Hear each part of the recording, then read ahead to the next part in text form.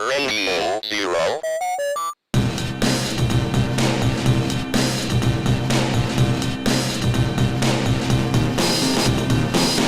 It's Radio Zero with Rick and Rose.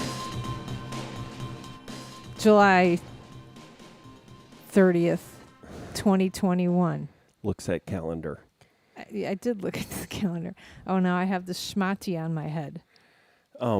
We'll get back to Schmati in a second. You can subscribe to the podcast if you're not listening to the live stream at on Apple, Spotify, or RadioZero.us. We're live streaming on the Radio Zero page and the Poster Children page and on Twitch at PCJC USA.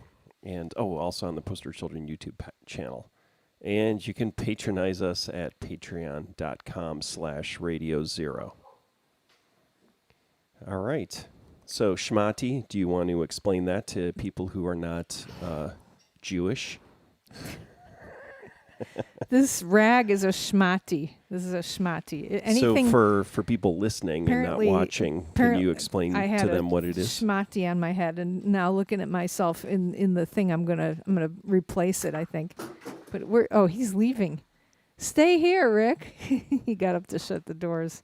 A schmati is a rag, I think, in Yiddish, but it can also be one of your favorite items of clothing, I guess, because my mom would always say, "Take that schmati off." So I think it means favorite item of clothing. No, I think what that means is that your mom did not like your favorite pieces of clothing, Rose. I think you're misinterpreting your mother's. Oh, I'm not misinterpreting it. Okay. That was the joke. So, am I supposed to try to look nice for this? What you are supposed to do is talk into the microphone. Yeah, am I supposed to? Yeah, I just dyed my hair again. So I have all these questions. Hi, Larry. Hi, Danny. Welcome to the tribe. Okay. How do you spell schmati? Shin. SCHMATTE. Yeah, I always feel like there's a GH, like a silent GH in there. I can't. I'm clicking on the Radio Zero page, and if anybody's commenting on that, I can't. Oh, there, Philip and JD. Okay, see, now I can see. It's always a crapshoot. I have no idea if I'm going to be able to see your guys' comments or not. Now I have a schmati. All right, so am I here are my questions. How nice am I supposed to look for this? And then also, I have to look nicer, at work, right? I have to look nice. I figure, okay, when we used to get up on the stage, when we would play, a Poster Children show, I would just look at you. I'd be with you guys, and you guys, wouldn't be putting on your dressed makeup like or slobs. anything. You dress like slobs. Well, you guys always dress like, Chicago. Slobs. No, like the gas station attendant Slobs. thing. These guys, right. Everybody in Chicago, all Chicago rock scene, I always say, you guys always try to look like gas station attendants. That's the pinnacle of if you want to look really, really suave, you have a one color shirt, button shirt. The buttons have got to match the same color as the shirt. He's wearing it right now. And then pants that aren't jeans. Right? I don't. Hi, April. But you got before they would go on the stage, they wouldn't put on makeup or anything, so I didn't either. That was the first show we played with summer camp. Sorry. Oh, What was the name of that band? Shaved Well, heads and Six Finger capes. Satellite but what was Did they- the other band? Oh. What was the other band? We had played with Six Finger Smashing Satellite. Pumpkins. No, come on. Well, we did play with both of No, those. we had played with Six Finger Satellite before, but then we played these series of shows in Florida with Six Finger the Fluid? No. No, Seaweed. Oh, Seaweed. Yeah. And the Seaweed they guys. dressed like slobs. Seaweed guys, this was right when Six Finger Satellite went from being a grunge band and they were moving towards being whatever they became, right? Glam. They were transitional. Yeah. They were transitioning. Six Finger Satellite was transitioning, and they started wearing outfits. And the Seaweed guy said, "I like them, but they're dressers. I think they're dressers," which is what was their slang for, musicians who dressed up for their show. That's another band that I didn't mention in my book, I think, Six Finger Satellite, who I loved. And then, I just today, I'm trying to finish this book and hand it to Rick and then have him like it. So, and Rick didn't like it yet. And so, if it's like the most ego, horrible thing when Rick doesn't like something that Ego death? I've made. Isn't that a good thing? Ego Isn't that a goal? death? Ego death? No. Sorry. No, not when you're trying to make something. Imagine, Imagine trying to make something and having Rick like it.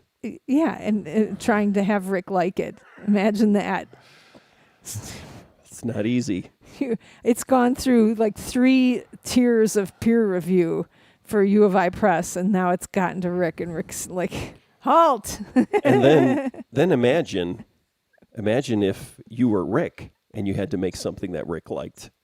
It's Yeah. even worse. Oh, wait, you know what this is?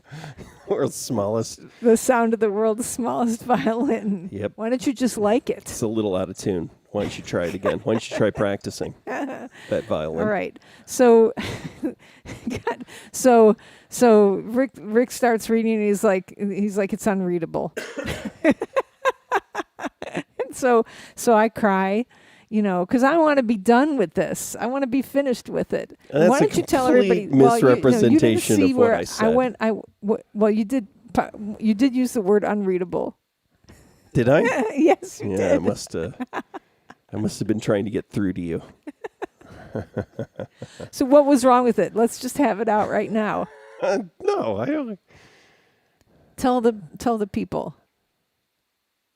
Well, it starts out with a great narrative arc, and then it kind of falls into anarchy, and not in a good way. Not good anarchy, yeah. you know, Although you asked your mom. postmodern. Yeah. She actually, when I saw my mom the other day, she was talking about a book she read that was all over the place, and she had a lot to say about it, and a lot of as she looked at it, she would remember things about it, but it was like it wasn't cohesive. It was stories, and the author's trying to be funny. I understand that, but he's British.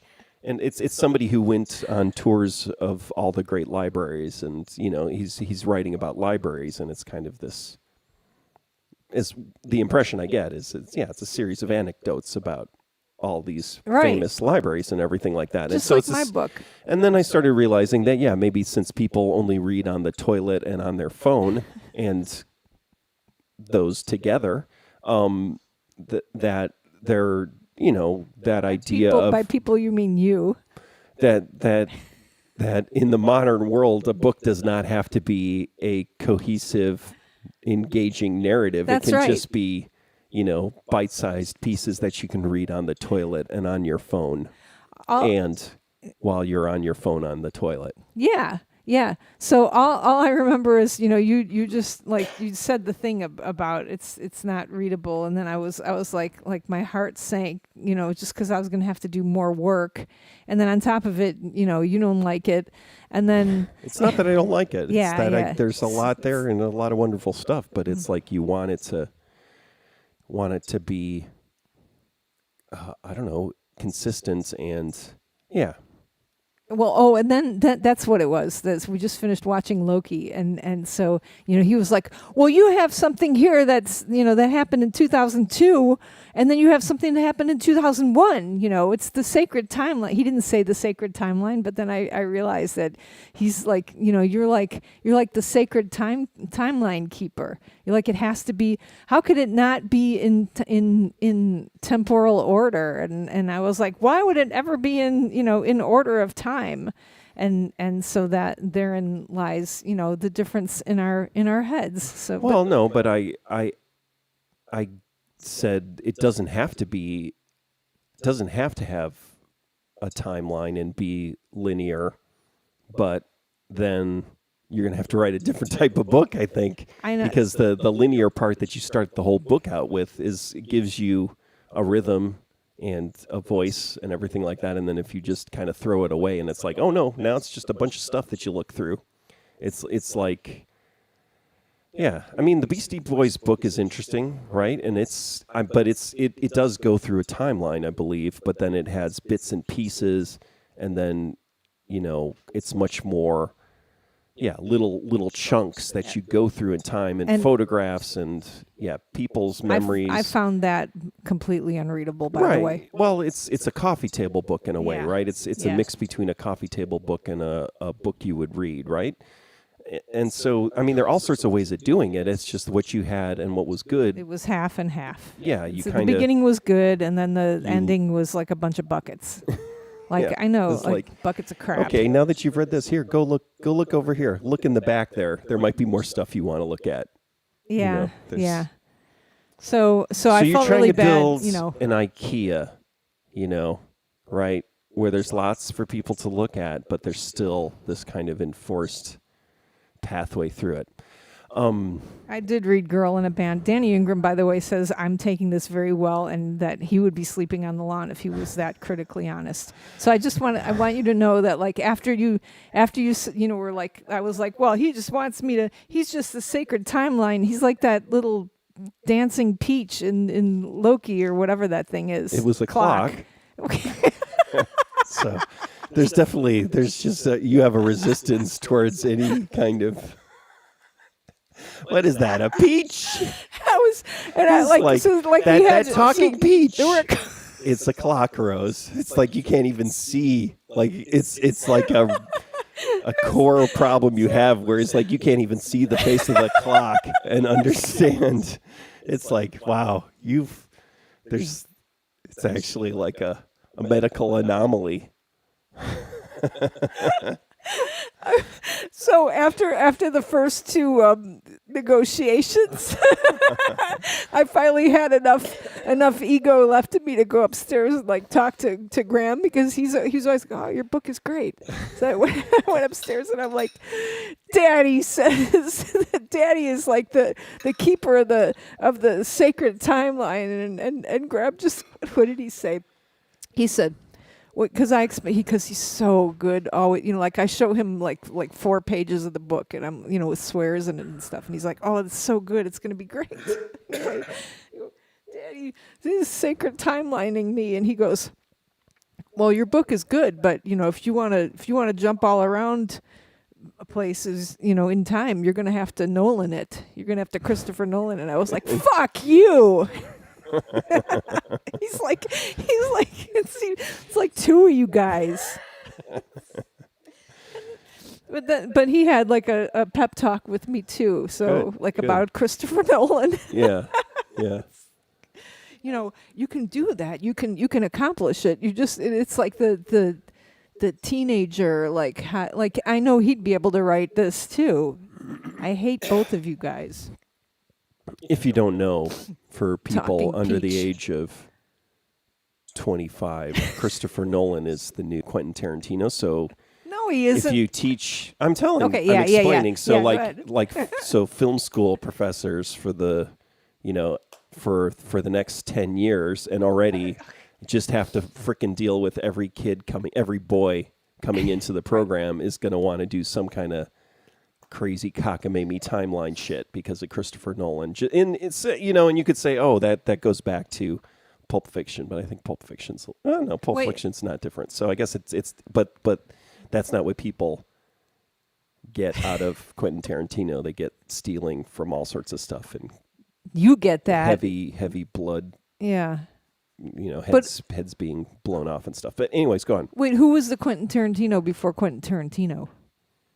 Who did you learn about in film school? David Lean? Kubrick and Kubrick. Wow. Hitchcock and So it goes from Hitchcock to Kubrick to Tarantino to Nolan to you. so the God, to Jerry, to yes. me. So yeah, what I realized, talking about Loki, which is the Marvel thing this I is watched, so good. is I was explaining that what's his name, Kevin Feige, we were talking about showrunners. Gordon says we're echoing. Oh, are we? Okay. Shit.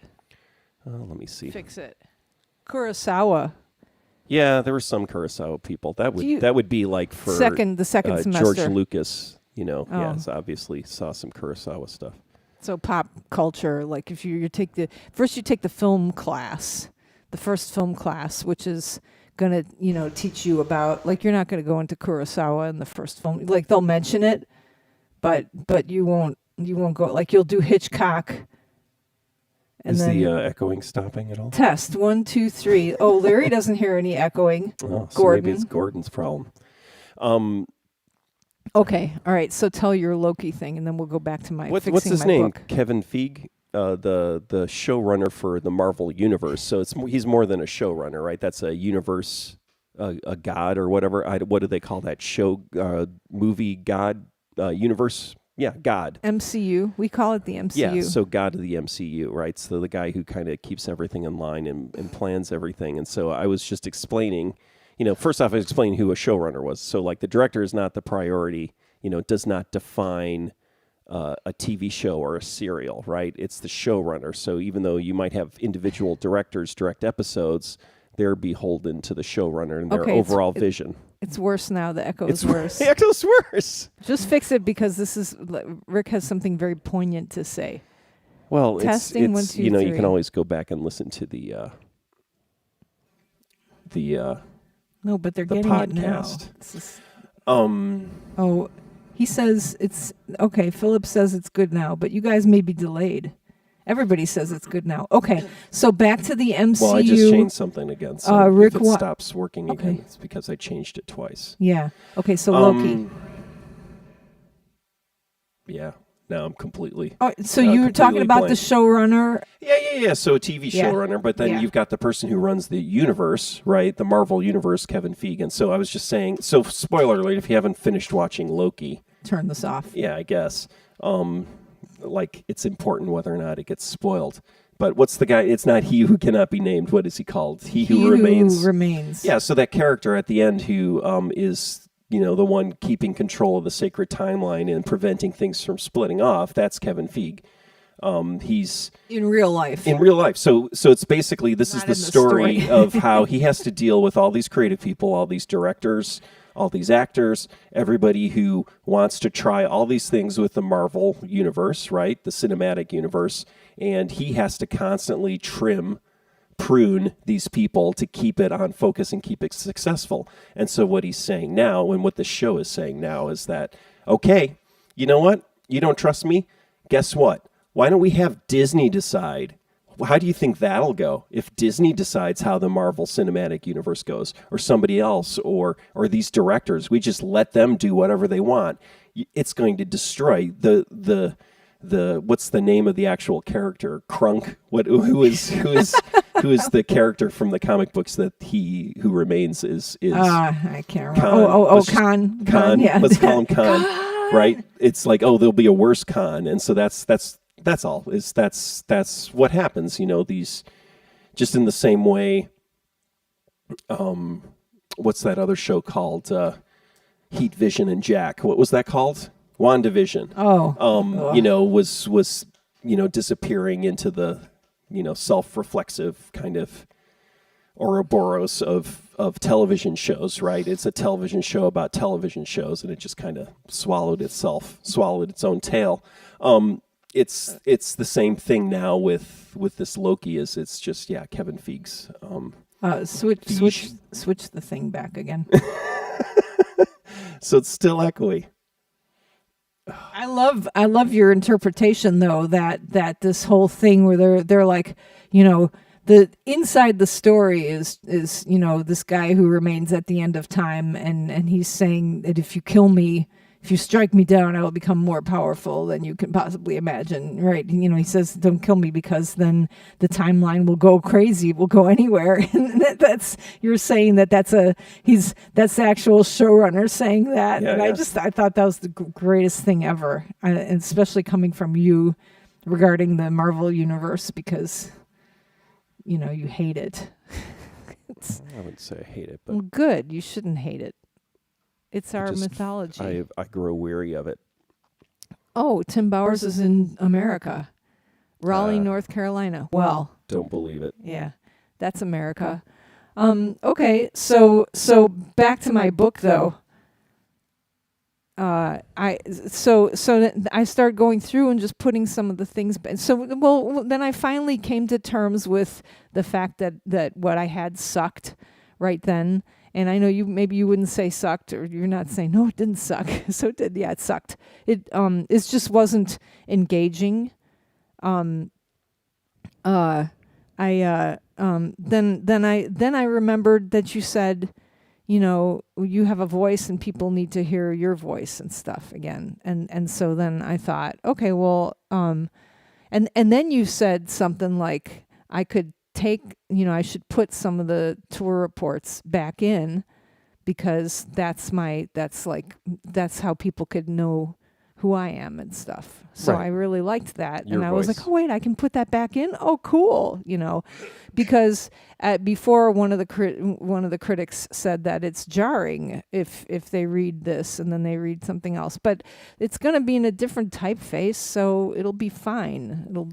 I think it'll be fine. Yeah, it's a puzzle gonna you have got to to be work in a- out, but yeah, I think you can work it out.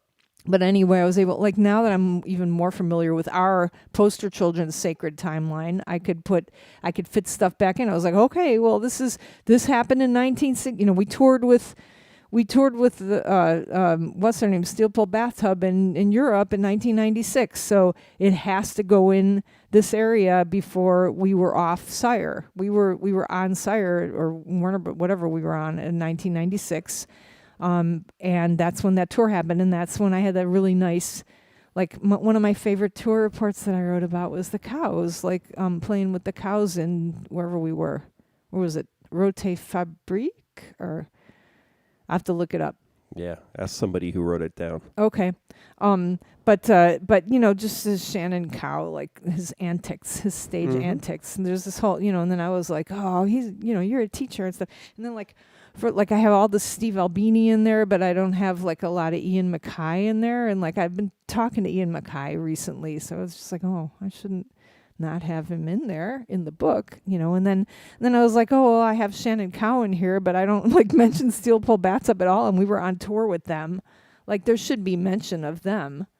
Well, and then, so this is the thing is that it all I it can't all has mention to everybody. Yeah, it has to serve the story and the narrative. That's the editing part. But once you get it all structurally figured out, Yeah, and but then you at can least they can be mentioned. sure. And then and I was thinking about how fun it is but to be. this is the idea, the sacred timeline. It's not even the sacred timeline. It's the sacred sort of thread of the book, right? So you can add these things in, but if you add them in and it dilutes your path and your story and your voice, that's when it becomes problematic. So just It's make going to sure. dilute it a little bit. Yeah, but well, I mean, make sure. they're Yeah, at you the just got to end. make you got to make the right choices, right? So that you don't wind up with again a bunch of different stuff that you put in and it doesn't tie together.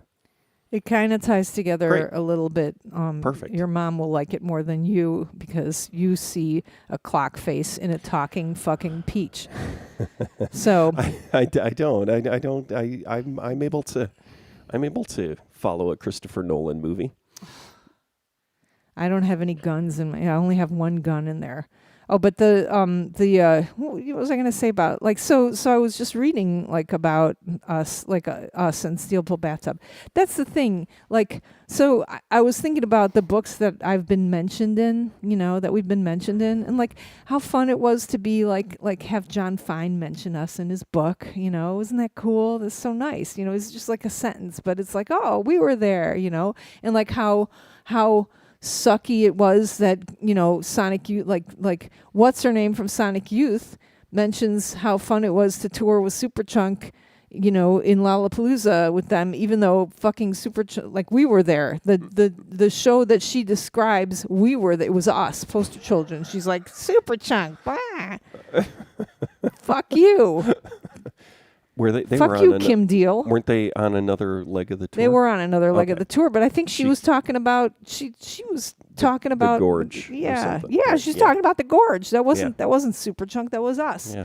So that and then like there's some other book that is like tour stories, horror stories that one of our stories, our story about the Detroit riot police, I think, was in there. Mm-hmm. Which is nice.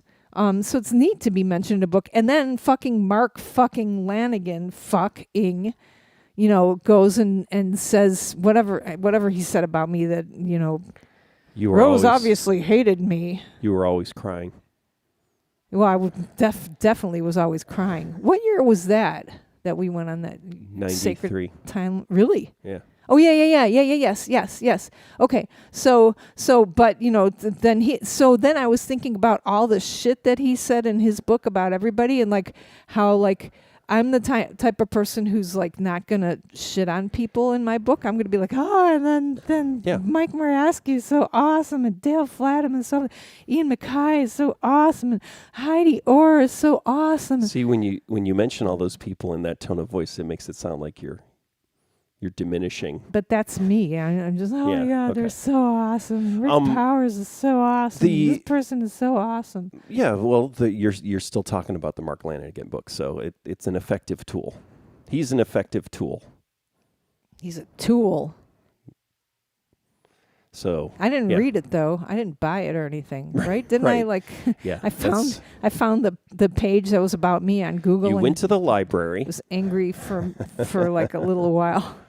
But I'm contrasting it because like, in my mind, like gratitude is really nice. Like Yeah, no, gratitude that's keeps great. me alive, and Yeah.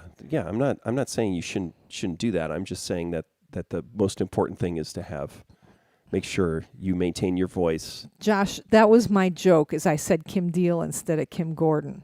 That was my joke. Because she. Because it was Kim Gordon who said Superchunk instead of us. But yeah, Kim right. Gordon. And also I like Kim Gordon too. She's very nice. I just, are you allowed to write a book or movie without mentioning Ian? Well, I had. Exactly. I think there was like one mention of him, and like I'm like talking to him like every couple of weeks about my boob, my breast cancer, not my boob.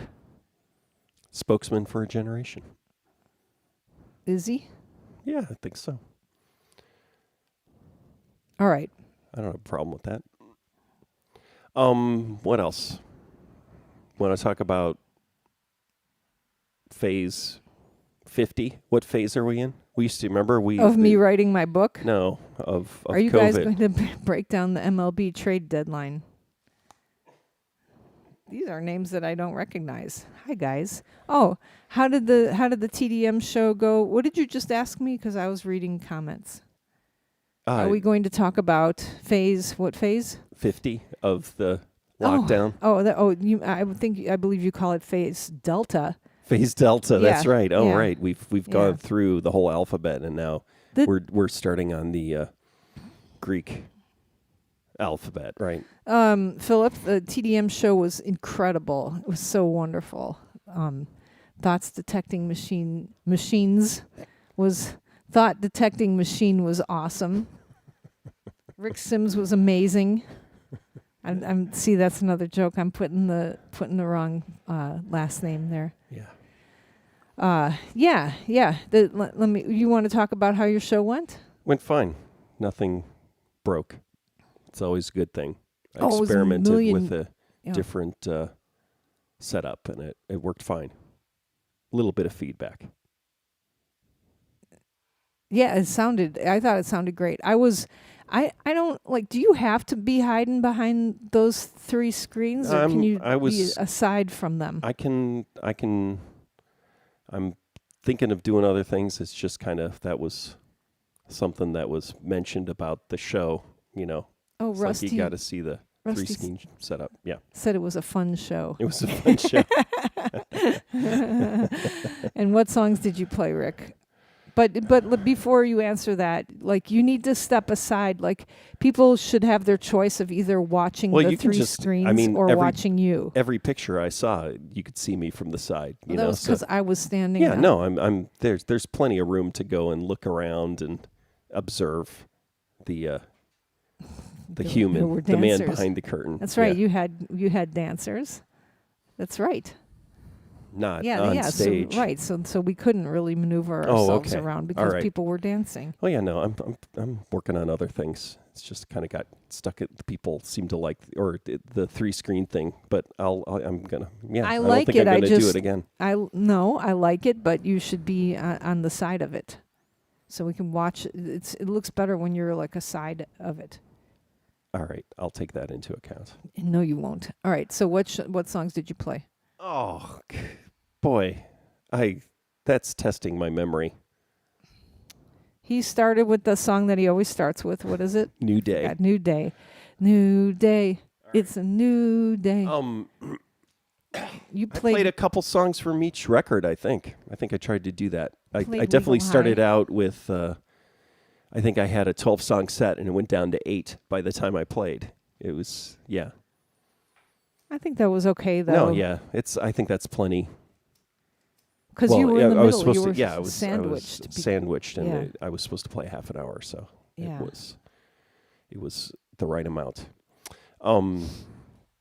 You played Legal High, and then that's when I decided that I love that song. And then you played the B side of that, which is I can't remember the name of it. Disco 13. Disco, which I love, and they've been playing that on the NPR station here, and so you called out a thank you to them, WGLT. That was really nice.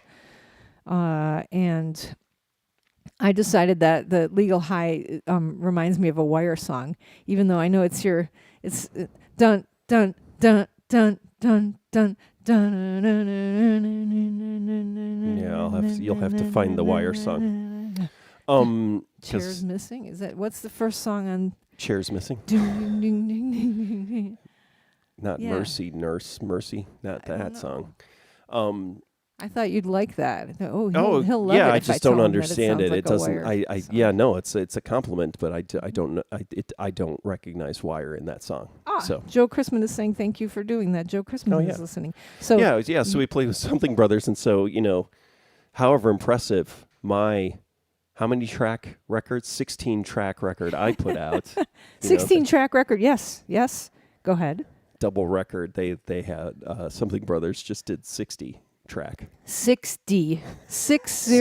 So it is amazing. I mean, years from now, I think there will be some really interesting criticism, rock music criticism of COVID records. It'll be interesting to see.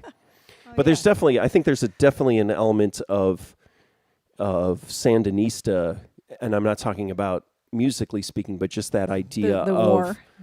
of creating. So I realized when I was talking to, I can't remember, one of the Something Brothers I was talking to, and I sort of stumbled into talking, well, obviously because they had a 3-disc set, I was talking about Sandinista, but the idea that Sandinista isn't you're not necessarily supposed to listen to all of Sandinista all the time, all the way through. I think Sandinista is a cassette record, right? With the idea that you would go through Sandinista, all 3 records, and pick out your favorite songs and make a comp tape, right, on cassette. Like you could get Sandinista on cassette, but the home taping, right? So it's almost like a home taping record, like a reaction to home taping, I think. And dub, That's you know, really obviously interesting. like dub, like having a dub disc, right? Or like a dub record Oh, yeah. to go remix. You know, it's remix culture too, right? Early stages of that, but that idea. And so when you think about streaming, you know, culture, right, and having 60 songs and having interludes and everything like that, people who like, you know, album experiences can listen through, and they can have, and me too, you know, with what I'm doing with instrumentals and alternating my voice. It's just today I tried to listen to the Just Like You EP, and I had to turn it off after I started singing. And it's like being able to, having breaks and having it mix up with interludes and everything like that. And so I think there's some interesting stuff going on where people, are creating a huge amount of content, music, right, because they were locked down, but then also that idea of, kind of streaming, mixtape, playlist kind of records. Yeah. And they were so much fun to watch. My sister came down to see them with me and her child. And it was just, oh, Joe is saying he fought them on the 60 song thing. So they're just fun. They're fun to watch, and they were around like the same time. I feel like Poster Children was from Champaign, and Something Brothers were from Bloomington, and they as we're like. Not only did you Champagne-y, feel that, but that was accurate. It was accurate. Yeah. So they were the scene here, and we were from the scene there. What was I trying to say here? But they just looked so happy on the stage. I just loved watching them, and I love watching the people who love them too. That's the best part, is people like just it's this song, like shaking their fists and stuff, and people who are, this is very important music to them, and it was just. I love their stage presence. Really, really, really enjoyable, and how nice that they asked you to play with them. Yeah, it was a great night. Yeah, yeah. And I got to play inside, so I didn't have to get as sweaty as. I mean, I get super sweaty inside in sub-zero temperatures. So Rick was wearing all white. It was very nice. I'd if that was going to happen again, I'd watch it again. Lockdown talk, anything, any feelings about where we're headed? Does anyone have a archival recording of me saying it's going to happen again? It's funny because I said it wasn't. Yeah. So which to me is amazing, because I thought everyone I talk to now says, I knew this was going to happen.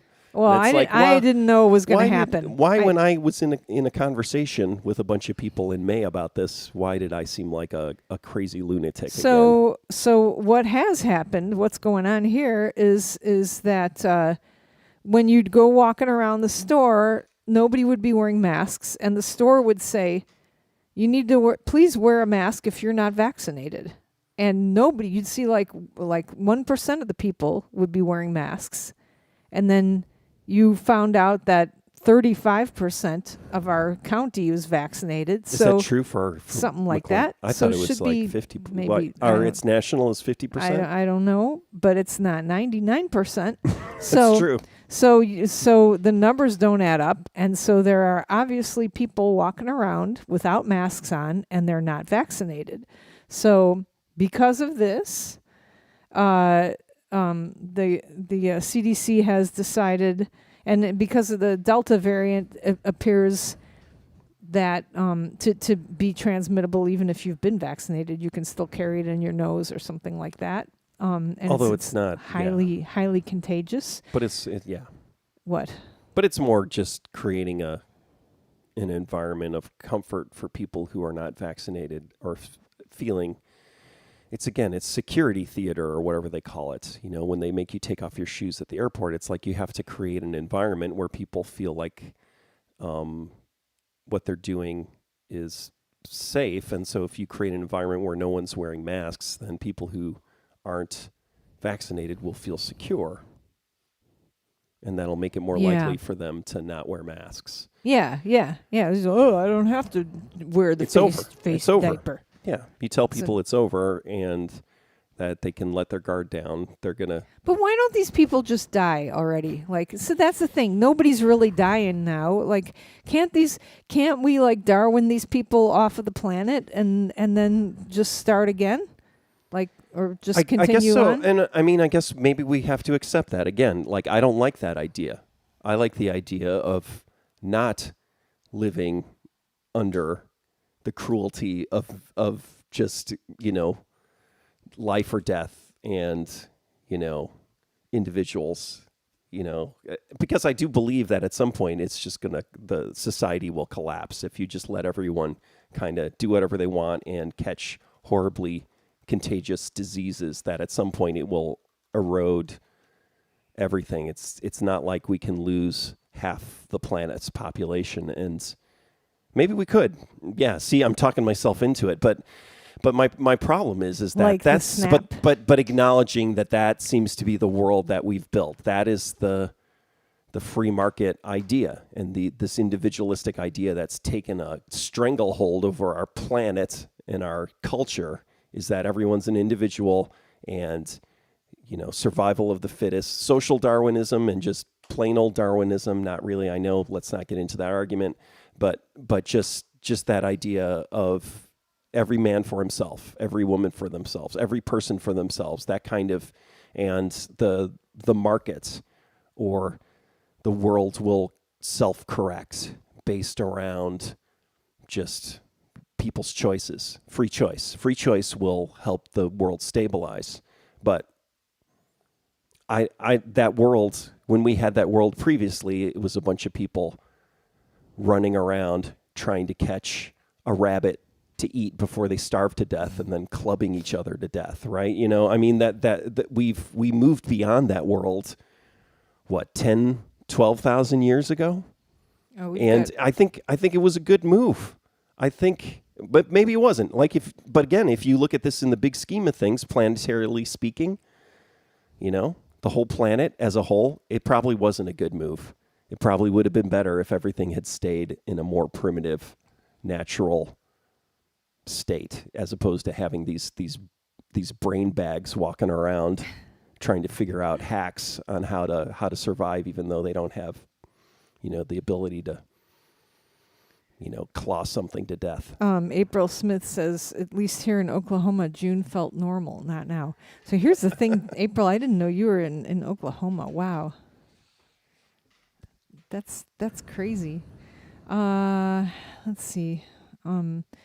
There was. But I think everybody knows what's going on. You just gave a news report that everyone knows. I thought, it sounds like we're going to have masks on when we're teaching now. It sounds like we're required to have vaccinations, all these kind of things that were we had to upload like our. Oh, I interrupted No, you. I'm go sorry. ISU, so U of I.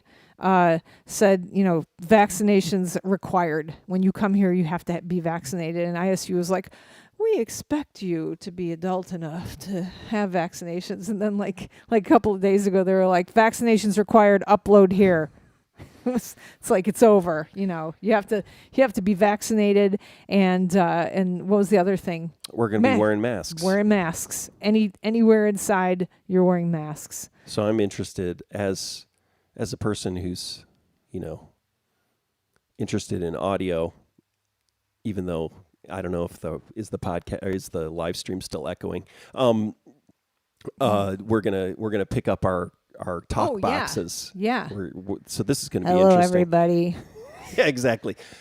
Don't smoke cigarettes. They're really bad for you. Right. That's what it'll be. It'll be a microphone you hold up to your neck.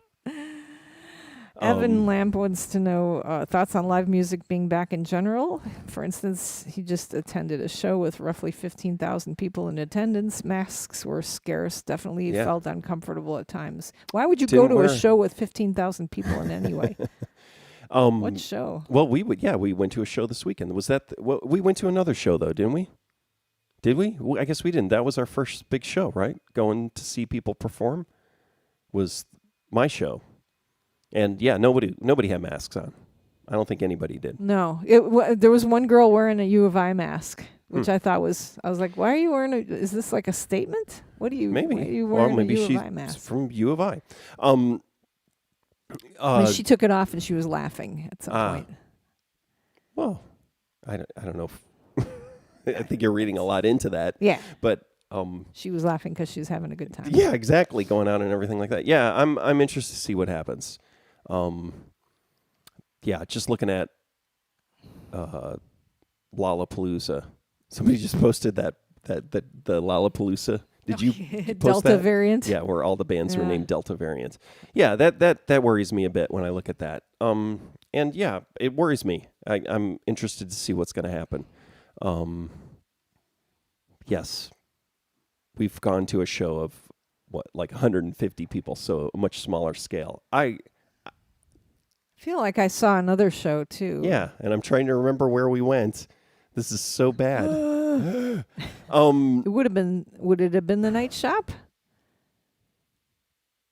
Oh yeah, we went to see Disorganizer. Oh, that's right. A month Disorganizer earlier. was Yeah, the yeah, first show yeah. back. And that was completely outside.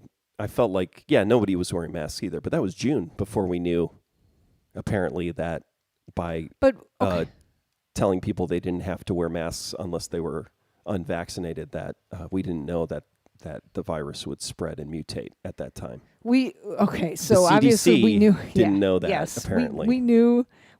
So Josh Vaughn went to an outdoor show in California that required them to show proof of vaccination or a negative test. Now I know two parties. I always talk about this. I know some 11-year-old people who lied about their age in order to get the vaccination, which is only for 12 and above. So I know those people, and then I also know of somebody who has forged a vaccination card, which obviously would not be hard to do at all.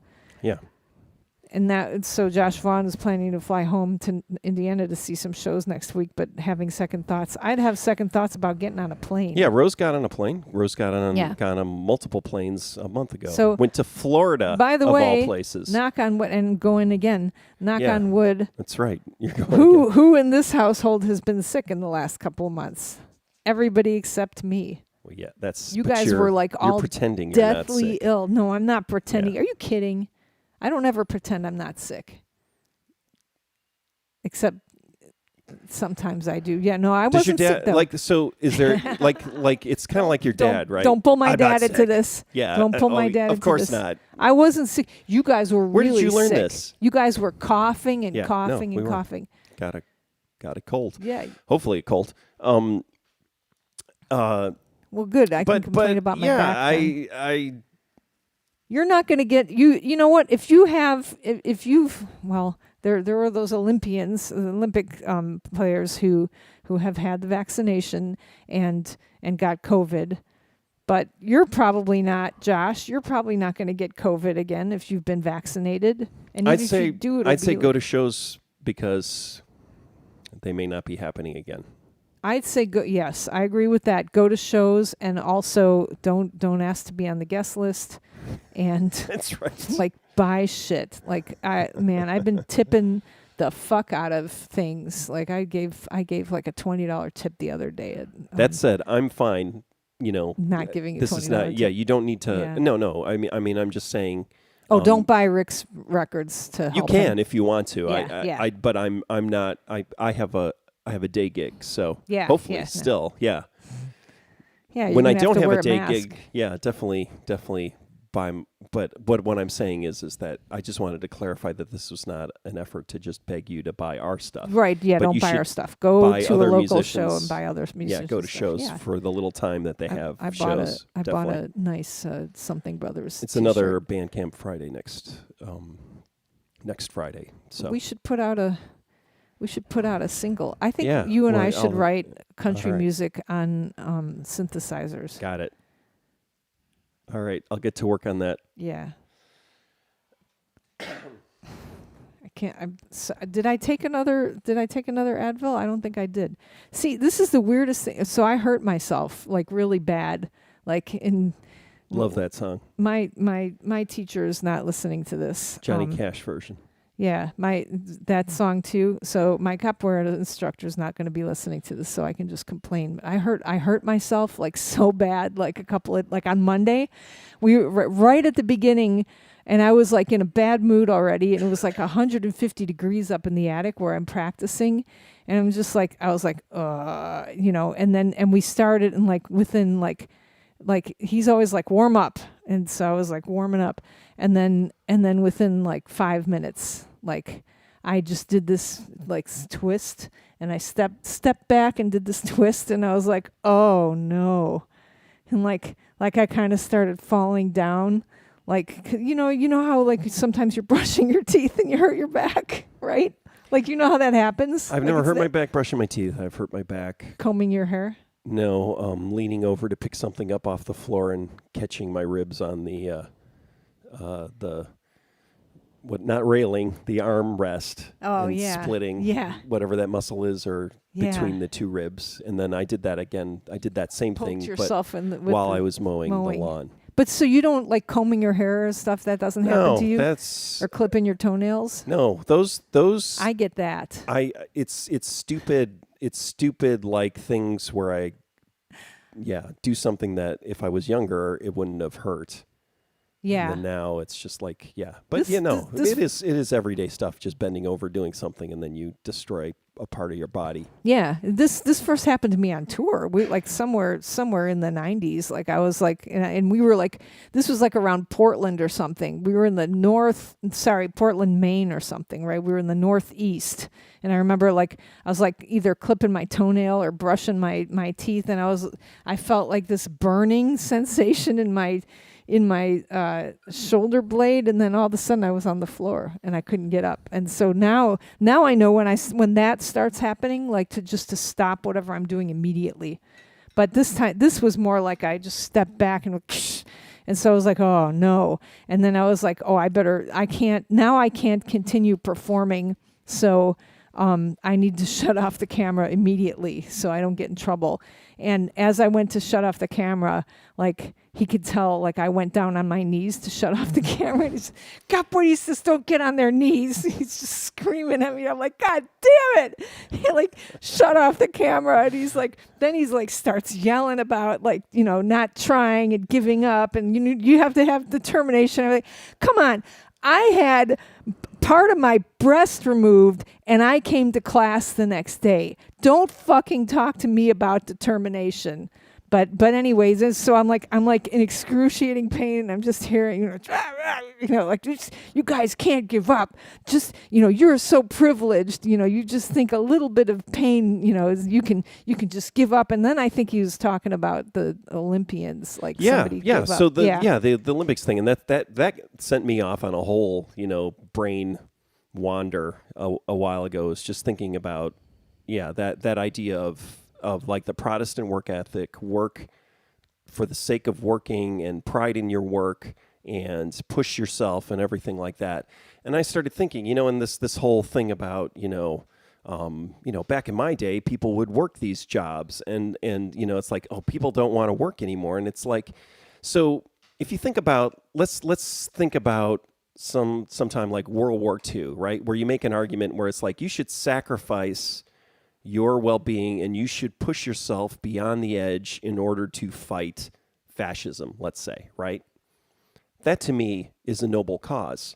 And then even if you say, oh, I want to make the world a better place, or I'm working really hard to make the world a better place, but the reality is now that's a hollow thing, is to say to work for the sake of work, or to work because it's the right thing to do if you are being treated badly, or if you're destroying your body or destroying your mental health, right? There needs to be some sort of other side to this where the system or the society is giving you something, or you are helping the world become a better place. But working a shit job for $10 an hour that doesn't pay you enough to live, there's nothing about working that and working it without complaining and working yourself to death at that job if it's not improving the world.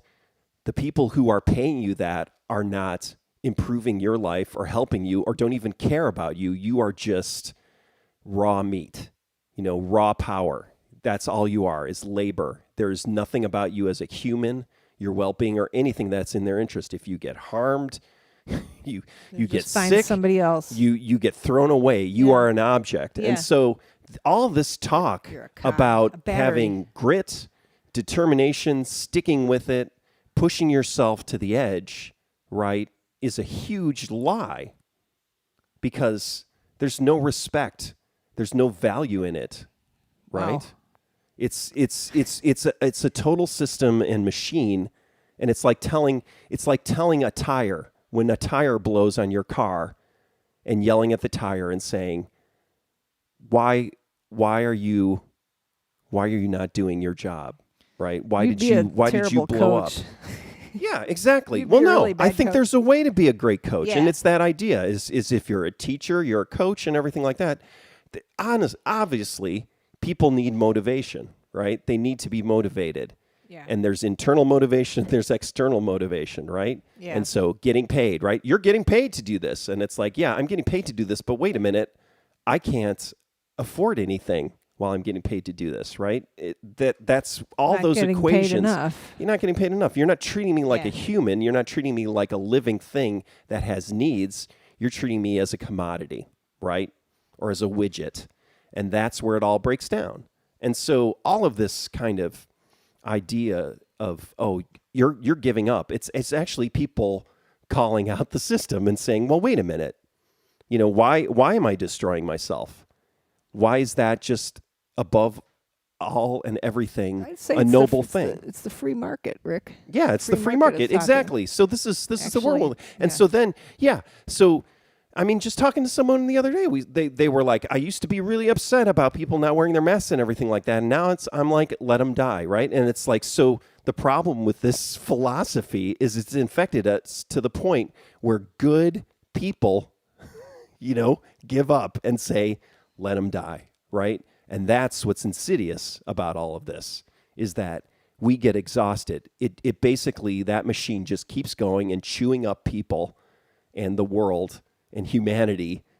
And the end point is you've got one billionaire firing at the other billionaire so they can keep their moon mansion, running as the rest of the planet just dissolves, right? As the Penis planet rocket. dissolves. Yeah, So- I mean, so- that's the Yeah. end point. There's only Yeah. one end point to this, right? Yeah. Which is one person has everything and everyone else is dead. Right. Sorry. So anyway, back to my back. The next day, it hurt really, really, really bad. So I didn't do capoeira. But the next day after that, I was like thinking about. I was listening to my body, and it just seemed like I think it was a pinched nerve. Oh, I remember. I called up the shoulder people. I was like, I think I need to go see a doctor. And they're like, oh, well, what is it? Is it your shoulder? And I was like, no, it's my back. My back hurts. And they're like, oh, you have to see a different doctor for if your back hurts. If your back hurts, we just send you to pain management doctors. So like that was like, oh, so you're just going to get drugs. Like I'm just going to get hydrocodone. And so I was like, oh, never mind. And so then I started thinking, well, if that's all they can do. And then you hear all those stories about people with hurt backs that just lay in bed all day, and then they keep getting operations and they never make their backs any better. And I was like, oh no, I'm not going to do that. So I just got up out of bed, and I remembered like, this is kind of the same amount of pain I remember being in after I gave birth to a baby. And they always tell you, just get up and go walking now. You have to walk around and move your body and stuff. So I did that. I just walked around, and by the second day, I was like, oh, I'll just go back to capoeira. And it was the advanced class. And I just did as much as I could do, but I was like the amount of movement was ridiculous. Like I could see two paths, like either lay in bed and wait for my back to stop hurting. And I don't think it will ever stop hurting because it hurts all the time anyway, like unless I'm moving around. So that was one path. And then the other path was just get up and just start moving and stuff. And then I researched it a little too, and was like, if you have a back strain or a compressed nerve, you are like after the next day, you're supposed to get up and start moving around. So that's what I've been doing. That's a new trend in pain management is So not just ignore it. not ignore it, Move but on. Don't take the hydrocodone. coping strategies for living with it. Yeah. So Because the it's part of the philosophy, not to say that you shouldn't do pain management with medication if you're in immense pain, but for this kind of chronic lifetime, yeah. it's your quality of life might be better if you develop strategies for adapting to the pain rather than medicating it. You can actually, And actually also like moving around. It's because it really hurts bad. If I was laying in bed right now thinking about how bad my back hurt, I would have a lot to think about. But I'm just trying to distract myself and just walk around. And as I'm moving around a little bit, it doesn't hurt as much. But I probably shouldn't be doing it. So but there's yesterday again, was like there's tons of back bends and there's stuff. a middle ground here, right? Yeah, I didn't allowing yourself recovery time and to allow yourself to rest and things like that is important too. Yeah, but the cool thing, like, so on Wednesday there was back bends, and I was like, I couldn't do it, and I could tell he saw, like, he was like, because I'll do a back bend anytime there's a back bend ordered, like, oh, cool, we get to do that, okay, cool. And if you do a back bend when you're not supposed to, you get in trouble. Because you're showing off, right? So you can't, man, because there's all kinds of moves where, like, there's the next prescribed move could either be like easy, not back bend, or back bend. And, like if you take the hard road, then you're an asshole because you're showing off. So like when you're allowed, so on Wednesday we were allowed to do the back bend and I couldn't. And I was like, God damn it, and I could see, like, he's like, he knows now if I'm not doing a back bend that I'm in pain. So the next day in the easy class there was back bends too. It was just to needle me, but at that point I did the back bends and now my back hurts. All right, well, but I'll just take an Advil and I'm going to move around and stuff. sounds good. Okay. Well, Was I think that that's, it? Yeah, I think that's Did it. I bore you? Sorry. No, I just don't want to get off on another topic. We're at an hour here. Do you have any suggestions for things to watch? Can you I watched leave with- The yeah. Repair Shop. Yeah. On it's a British show. How did you where find out about it? actually I believe I heard about it on the Adam Buxton podcast. He's British. From the Jam? No, Oh, that's Adam Foxton. he's Bruce Foxton. Yeah. He mentioned the show a while ago, and then it all of a sudden appeared on Netflix, and it's people bringing old things in to get renovated and repaired, and then they show the experts working on it, like grandmother's butter churn, and they fix it all up, and then they show the people. The people come back to pick it up, and they start crying. Yeah, they're always crying. Yeah, Like, it's very I emotional. started crying the first yeah, time. no, it's an amazing show. So, yeah, I enjoyed that. But did that make you want to fix some of our stuff? No, it did make me so that idea of that's the problem is people are really invested. I think older generations are really invested in the idea of leaving stuff for their kids. Oh, And, yeah. but the problem is that we've moved into since IKEA. Yeah, just the era of consumerism, right? So as that happens, there's so much more stuff, right? So some of these things are still like, this is the only thing we have of my great-grandfather's, and it would be great if everybody we could have it, we could sit on it. It's a chair, right? And so there's like one thing from your great-grandfather, but then you think about your parents, and there's a warehouse full of stuff, right? Or storage. Yeah, interesting. Right? It's that thing where and then it's interesting to see like how sort of invested in passing along physical things these people have, but then that responsibility of the next generation, like how much stuff can you preserve from the past? Especially now, if people can't afford houses and everything like that, it's like Like how much, it's really interesting, that dynamic. But yeah, it's definitely, objects are powerful, sentimental things. So And I'm looking around, just sitting in this room, looking at this stuff that we have here. We have a Dale Flatum tooth, drawn on a piece of cardboard, like painted. That's a screen, right? Screened on a. yeah, I think he's silk You screened also. have what's that record over there? Is that Rauschenberg? Yeah, Is the that Rauschen- Rauschenberg version of Speaking in Tongues. Okay. But I wanted that when I was in high school, but I bought it 3 years ago because I couldn't afford it in high school. You have behind you. There's PRF barbecue poster, but there's also a gold version of. This is another record, I think. It's a record. It's a time capsule. What is that? The Voyager, I think. Yeah. The Voyager record, sort of reissue. Then there's like Reissue, or like package that someone made. there's 8 tiny green, I can't remember what that green jade sort of color is called. Celadon, I think. If I don't know, I've never heard that word pronounced, so I don't know how to pronounce Sounds right. it. But like 8 little cups that I of course got from the neighborhood thrift store, which is like, this is like the west. No, the east.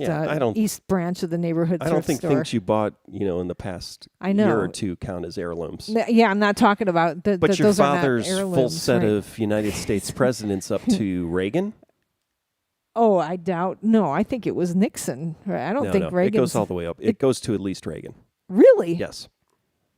Wow. 1980. Yeah. Okay. All right. So that but your dad's the needle point of your dad's dentist painless dentist. signed. Yeah. So we have. I'm juxtaposing that with like the crap that we have here. There's like a Ruby Martin folk art thing, and then there's like crap like art stuff that I got like at the farmers market and stuff. Like there's a lot. We have a lot of stuff. Yeah. No, but the things that our children will keep from what we have here, it's going to be a minimal amount of stuff. And what is that, right?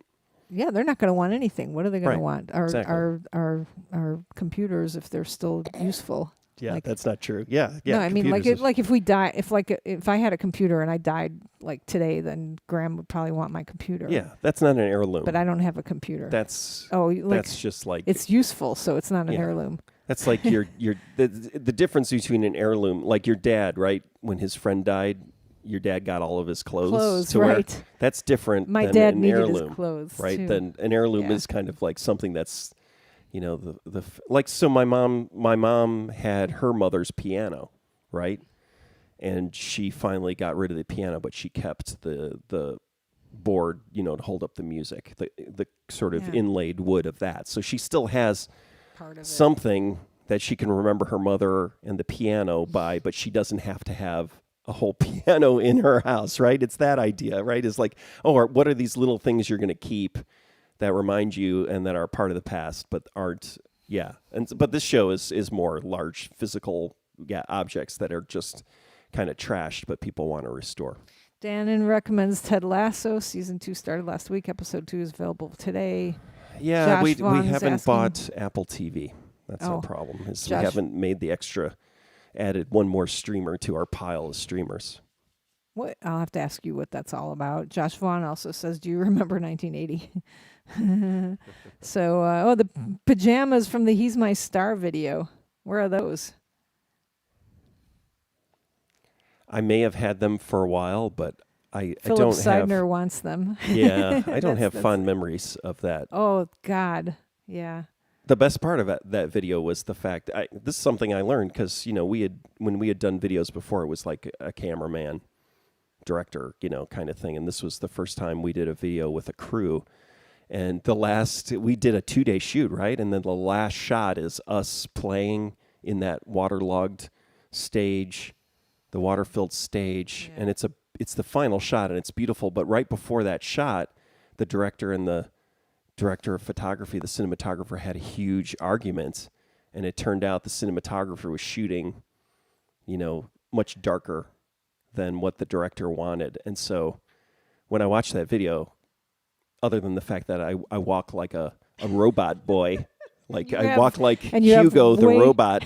You have way too much blush on. I You look the like a makeup, woman. Yeah, it's just like I could not learn how to walk like a human in front of a camera. That's the part I hate about the video. It's just like, wow, Rick. Well, you were walking through water, though. I know, but you it probably like worried that you were. anything in that video, I don't look like a human.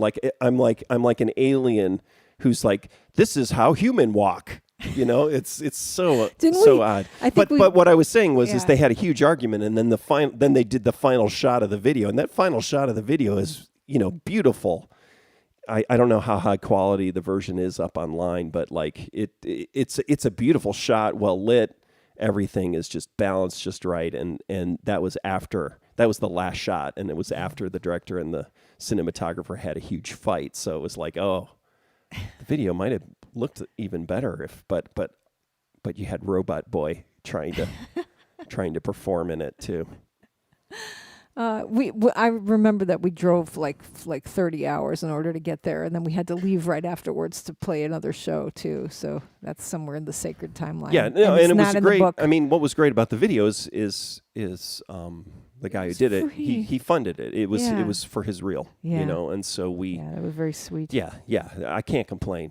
All I can complain about is the fact that You walk like a robot. I walk like a robot. All right. That's one thing I've understood is like acting is not just talking, right? Acting is the physical part of acting is something that people ignore a huge amount. They say, I can be an actor. I can act. And they don't realize that even the act of just existing in front of a camera Oh, I without looking. swear to God. Yeah, it's amazing. I gave a speech. I gave a recorded speech. Welcome, students. I'm so proud of you. And I remember looking at some other speeches, and I was like, look at the way those people are just standing. They look like robots. I'm not going to do that. And then I was like, welcome, students. And I was waving my hands around, which I thought I was doing. And then when I saw myself, I was like, welcome, students. I looked just as much of a robot as everybody else. And I think I already talked about this on the show, but there was some interview with an actor who said he tries to get his hands above his head as early as Yeah, we were possible watching- into a play or a movie, so that he's not just so that he's using his hands. What were we watching that had? Was it? Benicio del Toro in the new, was it? I can't remember. No, I know what it was. I know what it was. What? It Loki? was no. God damn I don't it. think you know what it Buckaroo was. Banzai. Oh yeah. Where they all have their hands on their face. But yeah, Jeff Goldblum's Jeff Goldblum's like all over the place with his Yeah. hands, but all over his face and putting his hand on his head and everything. It was right after I heard that actor say that, and we were watching Buckaroo Banzai, and it's like if you start watching actors and their hands, like yeah, definitely Jeff Goldblum does as much with his hands as his mouth. I gotta watch that movie again. All right, let's call it a day. Thanks. Thank you, everybody. We're gonna have a guest episode next week. I got to edit it. It's in the can. It's great. Y'all enjoy it. Thanks a lot.